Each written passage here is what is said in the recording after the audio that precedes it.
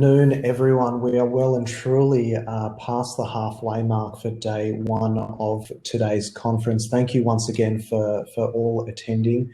And thank you again to all the amazing speakers who have shared their great insights and wisdom over the last few hours. Just another call out and thank you to our event sponsor, Click, which is QLIK. Please check out their website for more of their amazing services. Otherwise, no doubt, Clinton Carr, it will be available for any further discussion as well. Next up, we've got an amazing panel. Now, some businesses obviously tread caution around digital transformation projects, right? Citing things like time and cost investment, not to mention the potential risks. This is obviously heightened by the fact that the investment in this digital space has sometimes failed due to a lack of appropriate infrastructure and a flawed approach to digital integration and, of course, adoption methodologies as well. This next panel discussion will demonstrate the need for a robust data strategy to support a digital transformation, and the experts will no doubt share their thoughts and insights with their collective years of experience. The panel titled How to Construct a Data Philosophy to Continuously Evolve Your Digital Roadmap While De-Risking Investments will be chaired by Asif Gill, the Associate Professor and Director of the Digi SAS Lab at the University of Technology, Sydney. And he's made me feel a lot better today by wearing a shirt and tie. So without further ado, I will hand over to him to introduce our panelists and get today's session well and truly underway. Thank you, Debs. I imagine everybody can hear me loud and clear. So everyone, good afternoon. And just building on what you guys have been listening to other experts in the morning, digitization and digital transformation, however you call it. The data is a core part of the digital transformation. And without data strategy, I believe it's just like flying blind in a way on a journey which you don't know when it's going to end and when it's going to start, and whether it will allow us to meet our business objectives as a business. So today's panel, I'm Asif Gill. As Deb mentioned, that I'm Associate Professor in a lab which is called Digital Strategy, Architecture and Solutions Lab at UTS. I'm a director of that as well, involved with a lot of digitization projects, taking from digital identity to digital ecosystem transformation beyond the boundary of one organization. And in particular, data is my interest. Along with me, I have a group of other experts as well. I have with me Dan Bridgman, Senior Data Scientist. I will going to pass him to as well shortly for detailed introduction. Then we have Katish Mohanty as well today. And then we have also Lance as well today to talking about the data strategy and how to de-risk our investments and what should the steps in particular or lesson learned we need to consider when designing and executing our data strategy. So I'm going to hand over to my Dan Bridgman to introduce himself, and then I'm going to pass next to Katish. Thank you. Thanks, Asif. Hello, everyone. My name's Dan Bridgman. I'm a senior data scientist at 86400. I essentially call myself a data nerd within 86400, but I'm in charge of leading the kind of data science approach within the smart bank that we are. So I'm involved in everything to do with the kind of strategy of the data that we use internally and also for our customers within our mobile app. So thanks for having me. Thank you. Hi, everyone. I'm Katish, and I'm a senior data scientist and lead data scientist in Stratton Finance. And this is a financial broker company, for your knowledge. And I'm leading the data science team along with the BI developers team, where I am responsible for the data strategy, data engineering, as well as the data science part. Hi, everyone. Lance Oswald. I'm not a data scientist, so I'm Executive Director of Business in our Information Technology branch. So my role in the organisation is looking after the ICT strategy architecture, and I also look after the data analytics program, setting up our transport data exchange. Thank you, everyone. And last, since the mic is with you, so probably we can kick off with you, if that's okay. No worries at all. Okay. I think I really like to hear your thoughts about do we need a robust data strategy in the first place? We have business strategy, IT strategy. What is data strategy, and do we need one? Yeah, well, I think it really depends on the organisations themselves. Certainly, a data strategy is necessary because we need to understand where we want to get to as an organisation. And I think we also need, as you mentioned, there's a lot of other strategies in the organisation and how they interlink and support each other to deliver the business outcomes. But I think the differentiator is how deep that strategy goes and how detailed the strategy needs to be depending upon the goals and objectives of the organisation. No, thank you very much, Lance. Just building on to that, Dan, what do you think when we're developing a data strategy, how we make it fit for purpose or relevant?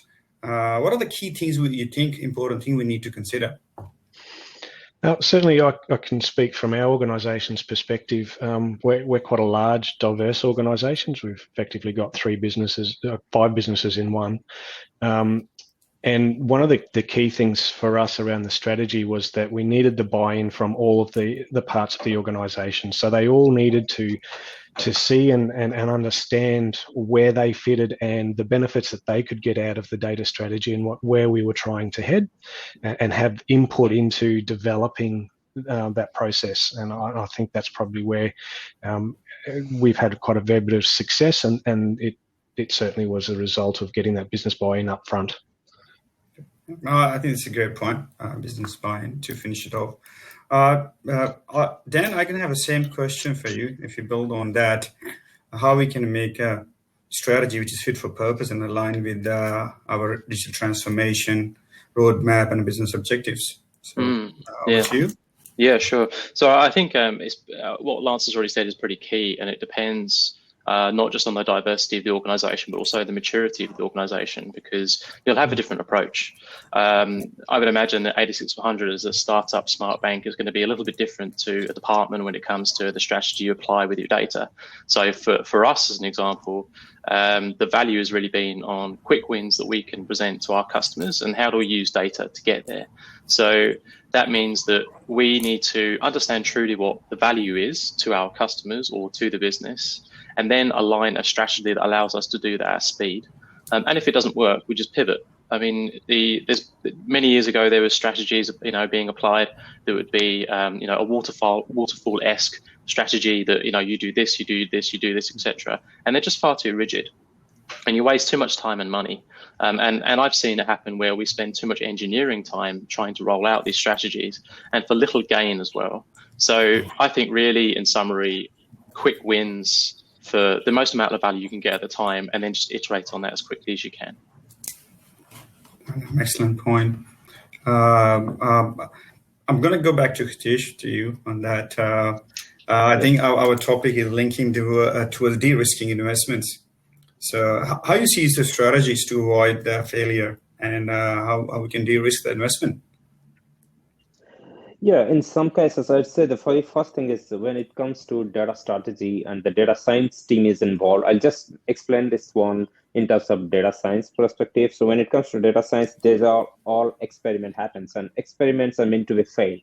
And when it fails, definitely some of the amount is spent on that, resources are spent, everything is take, but that's not always the thing. So it's something like, I can give some examples, like, for example, we have to be very sure what data source we are referring to, what kind of data we are referring to. Like, for example, the data collection is a very big part of any project, any transformation project, digital transformation project. And I'll just give one example, like for, let's say there is an insurance company and there is a car loan company. So for a company, the people who comes for the car loan, they can loan a car which starts from $5,000 up to $60,000. But when we do not have a sufficient amount of data and we are borrowing the data from others, and the data varies from $20,000 to $30,000, that means we are getting a huge amount of data collected which area is pretty small, which is $20,000 to $30,000, but our business seeks a data which varies from 5,000 to 60,000. So in that case, what happens is there is a time spent, money spent, but we are getting a very little gain out of those data because we can hardly use those data. So we have to be very careful while very strategic about collecting the data or explaining the requirements to the other vendors while collecting it. So that's part I just wanted to focus. Data collection is a very key area where we can de-risk our investment, and strategically we can go one by one step, small steps, you can say. Yeah.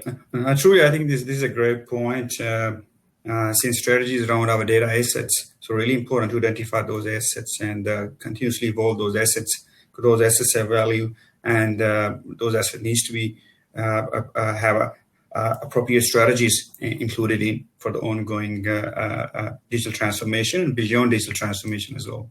So that's an excellent point. I'm going to move to Lance, to you, just to.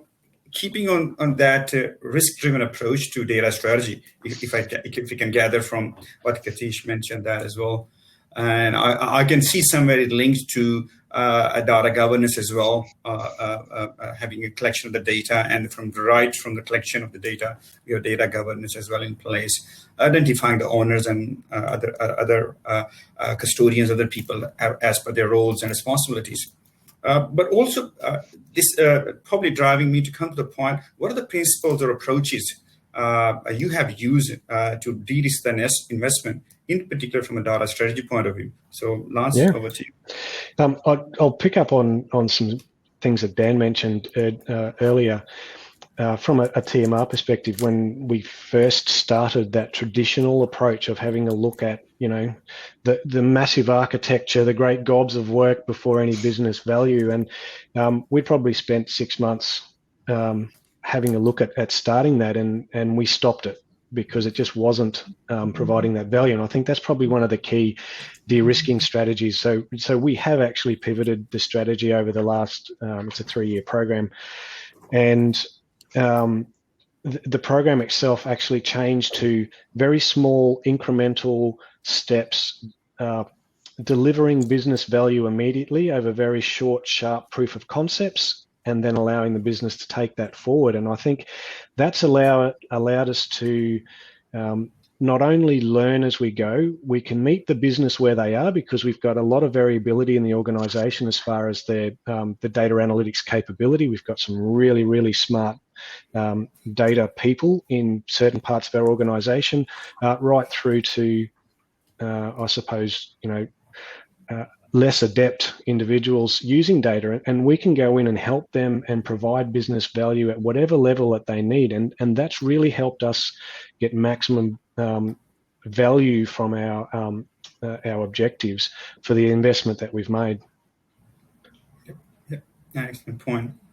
And I think building onto that, Dan, both on Katish and what Lance mentioned, that there's a component of data science or analytics attached to, or AI attached to data, what we collect, because that's what we can analyze it, right? Analytics.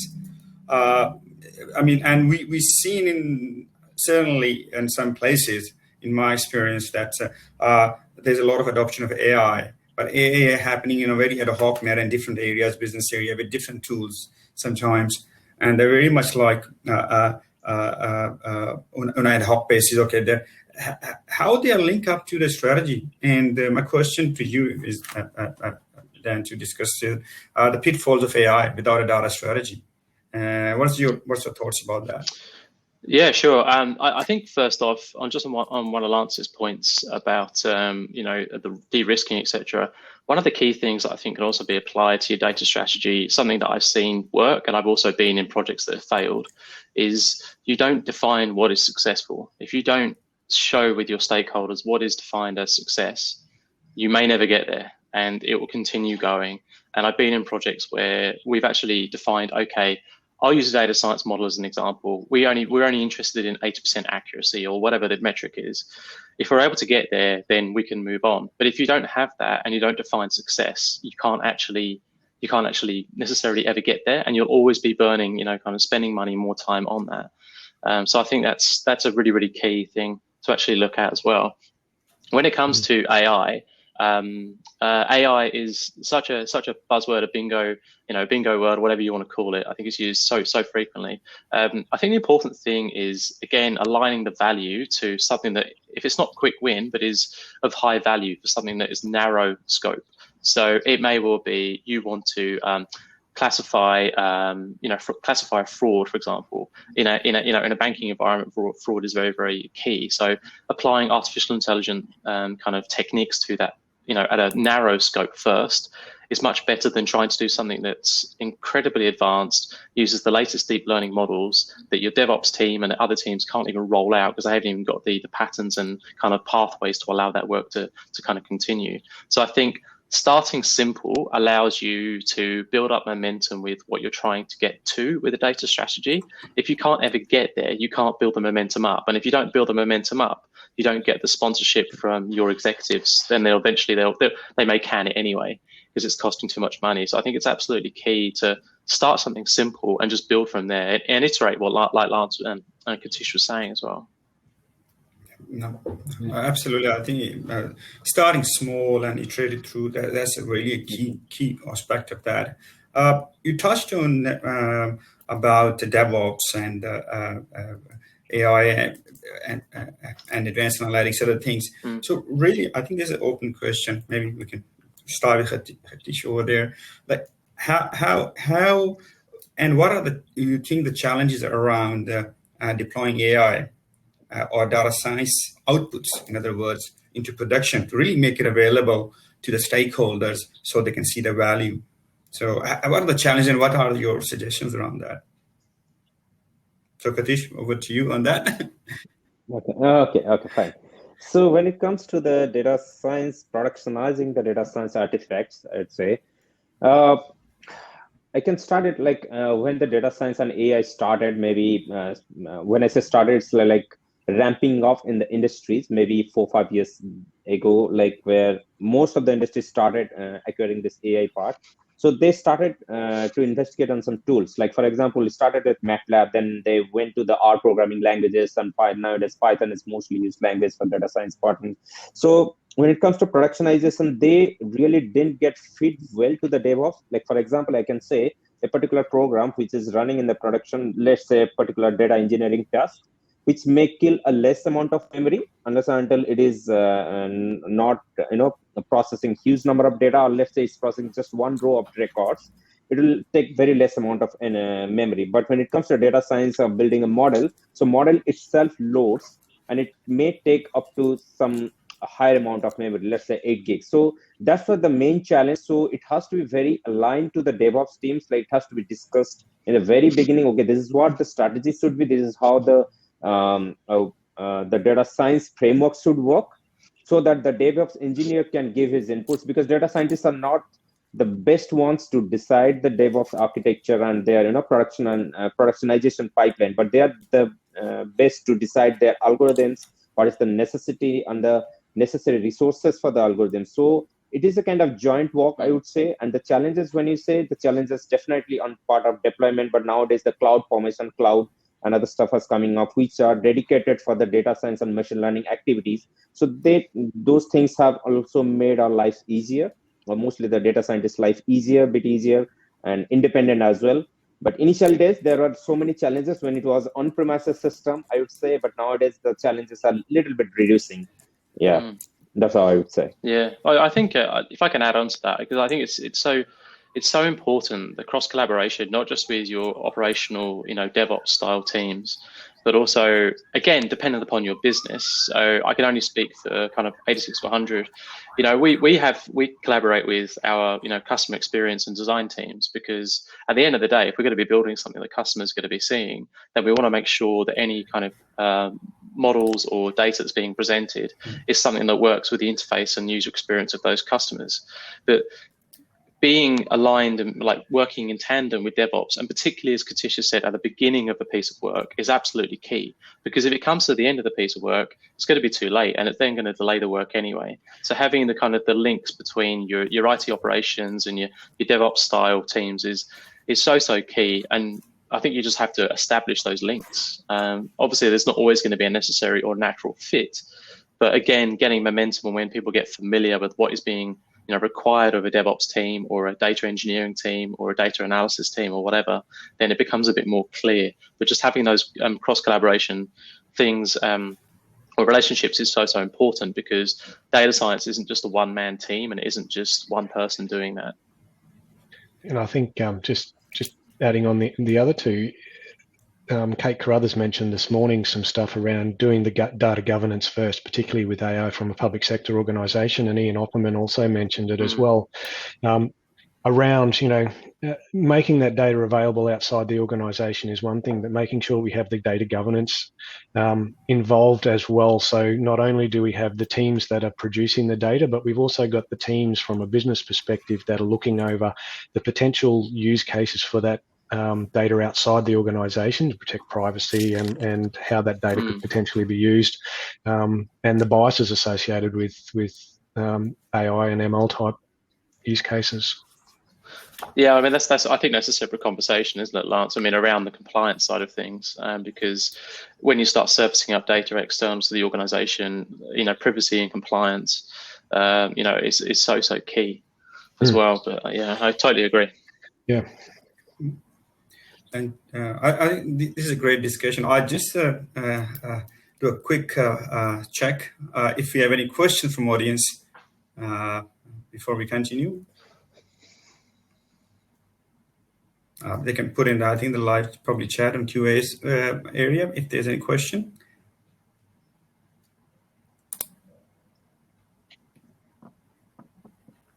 Okay. I think we should continue if there's any question pop up. In terms of, I think that there's certain things coming up as well, like the technology part of it, infrastructure, DevOps part of it, the AI and data itself. So I think it's my open question for the panel, that should AI strategy part of a data strategy and the data strategy part of a technology strategy or a business strategy? So these are kind of little different strategies people are talking about nowadays. So what are the real components of a data strategy? So anyone from the panel, we can take that on. That's a really, really big question, actually.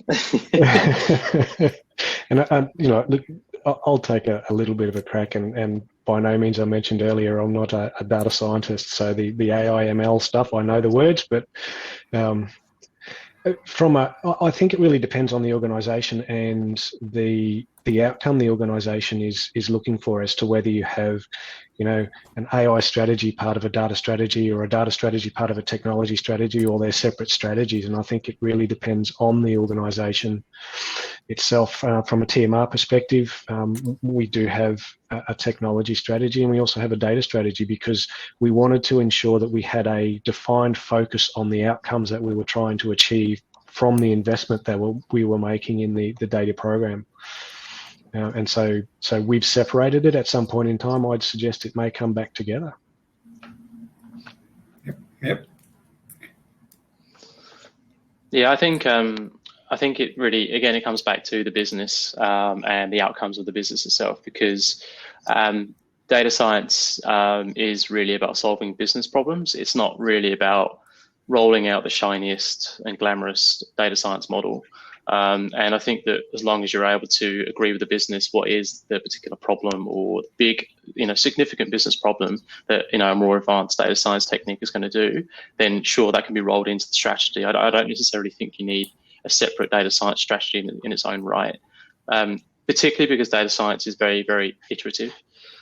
So I think when you're looking to dip your toes into, data science, some of the key things, and Katish, I'm sure, can talk to this, is the idea of prototyping and choosing really, really simple proof of concepts. There are tools out there that will allow small and medium enterprise businesses to do that. One example would be something along the lines of a Jupyter notebook, that is something that is easily shareable, you can easily collaborate on, and you can show the results of those models within the team, but also to the business. And I've had some success before running through a particular business problem that we may have had, taking that data, visualizing it, and then saying, okay, this is what we can do. And that's really, really interactive as well. So, and that doesn't need, so from a data strategy perspective, that doesn't need, a huge terabyte style database. You could do it locally on your machine, and it is something that could scale. Admittedly, it will take some work, but that's something that you can easily iterate on, and you can share quite easily as well internally in teams. It's not without its disadvantages, because it can become a collection of garbage if it's not controlled properly. But it's a good way of demonstrating, I think, a bit of value quickly from a prototype perspective. Yeah, I agree, both of you. Like, just adding to the points and what Dan mentioned, there's definitely not a particular strategy, because data science projects are not just meant for only data science. I can give one example. We faced in a particular problem in our recent organization.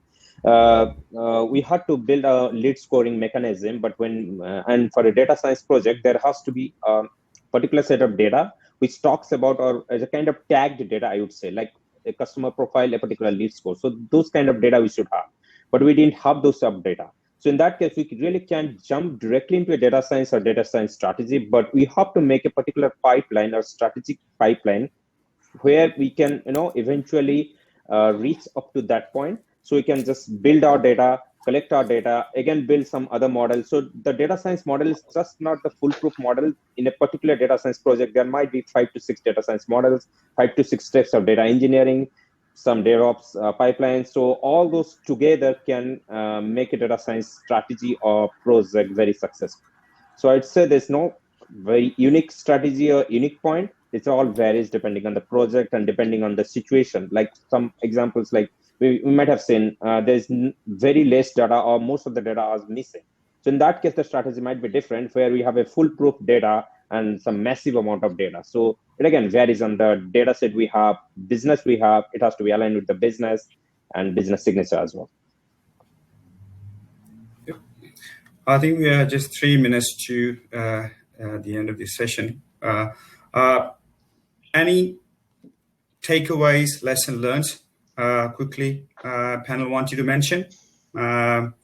We can start with anybody. Can start, volunteers. Take just a quick snapshot. Well, I can go, gents. So, I mean, from our perspective, we've mentioned it a number of times here. We have a sort of a three-step program: get fit, earn the right, and scale. And that's how we've delivered. And it really is around, demonstrating those quick wins to the organisation and the business, and then handing it. We hand it in our program. We hand it back to the business. We work with them, prove out the concept, prove out the business value, and then give them the pathway that they can scale it to the enterprise. Yeah. Katish, yourself?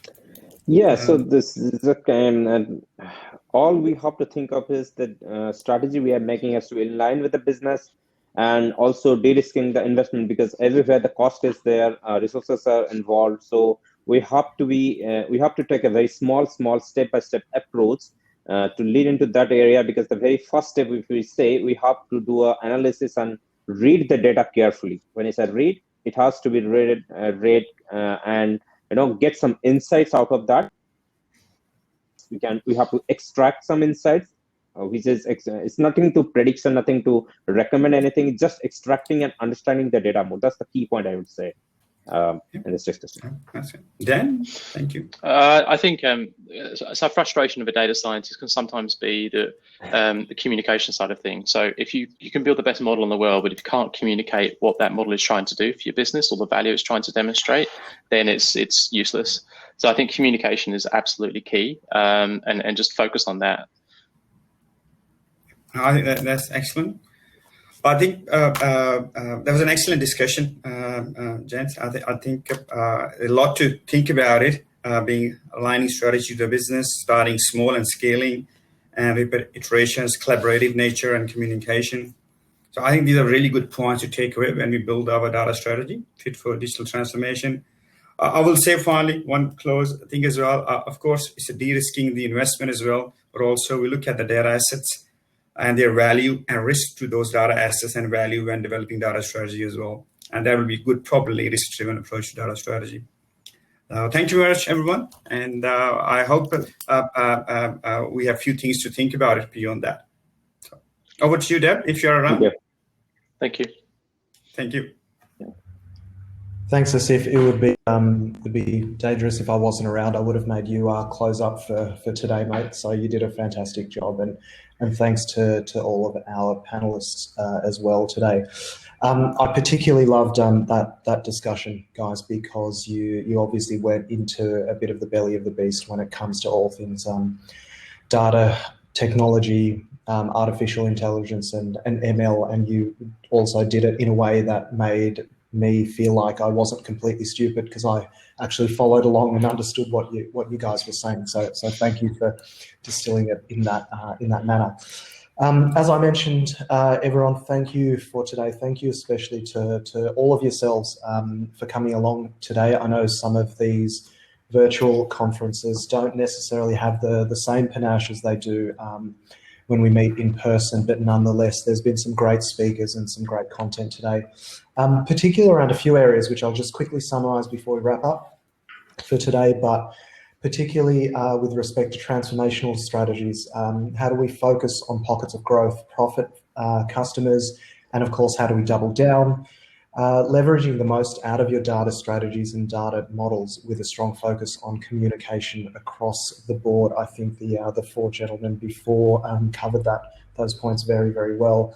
The importance of artificial intelligence and machine learning, but more importantly, how do we exploit these technologies effectively when solving business problems? Because that's what we're doing at the end of the day, right? We're solving business problems.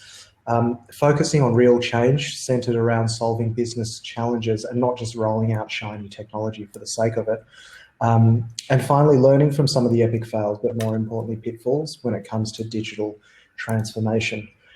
Finally, everyone, please do check out the digital goodie bags. There's some fantastic content in there. Tomorrow we do kick off at 10:30 sharp in the premium track, so please do come back then for some more amazing content and some equally amazing insights as well. Of course, thank you again to Click, our event partner, and without their sponsorship today, it wouldn't have been possible. Please don't forget to visit them at qlik.com or reach out to Clint Carr as well. Once again, thank you everyone, to all the speakers, the delegates, and we very much look forward to seeing you all tomorrow for some more discussion. Thanks once again. Thank you. Thank you. Thank you. Bye-bye.